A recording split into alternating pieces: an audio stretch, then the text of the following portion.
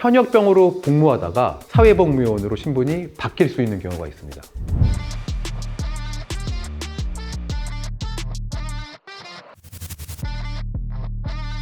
안녕하세요.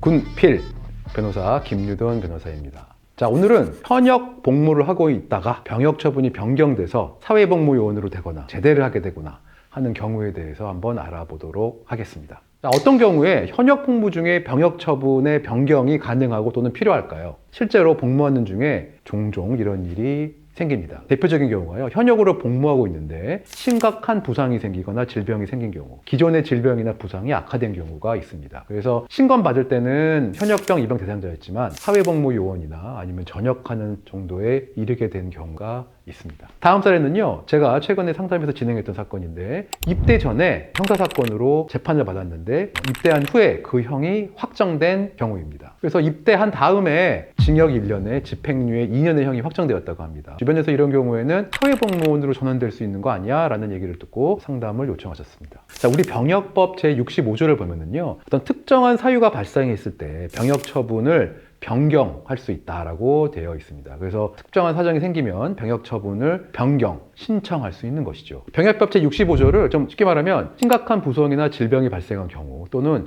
일정 수준 이상의 형사처벌을 받은 경우, 국적이 변경된 경우에는 군에 병역 처분 변경 신청을 할 수 있도록 조문에서 규정하고 있습니다. 구체적인 변경 절차를 살펴보면요, 병역 처분 신청서를 작성을 해야 되고요. 그 신청서에는 병역 처분을 신청하는 원인에 대한 입증 서류들이 붙어야 합니다. 예를 들어서 어떤 처벌을 받았다고 하면 그 처벌을 입증할 수 있는 판결문 같은 걸 넣어야 되고요. 몸이 안 좋아졌다고 하면 어떻게 몸이 안 좋아졌는지를 신체 검사 결과 같은 것들을 잘 제시해서 군 당국에 제출을 해야 됩니다. 자, 그러면요, 군에서는요, 형사처벌의 경우에는 그 판결이 처분 변경이 가능한지, 그 기준에 맞는지를 검토할 것이고요. 질병이나 부상의 경우에는 군 병원이나 지정 의료기관의 진단 결과들을 다 종합해가지고 과연 변경 신청을 받아들일 것인지를 판단하게 됩니다. 이 절차에서 꼭 알아둬야 될 점이 있습니다. 이 법 조문을 보면은요, 병역 처분 변경 신청을 할 수 있다라고 되어 있는데, 신청을 하였다고 하여 요건이 갖추었다고 해서 반드시 병역 처분이 변경되는 건 아니라는 겁니다. 왜냐면요, 법원에 이 판단의 군 당국의 재량을 인정했기 때문이에요. 그래서 병역 처분을 할 수 있는 정도의 판결을 받았다고 하더라도 계속 근무해라고도 판단할 수 있습니다. 그래서 자신이 처한 상황을 잘 설명을 해서 처분이 변경되는 것이 타당하다라는 것을 요약해서 정리해서 잘 전달하는 것이 중요합니다. 그래서 이 과정에서 변호사의 의견서를 함께 제출하는 것이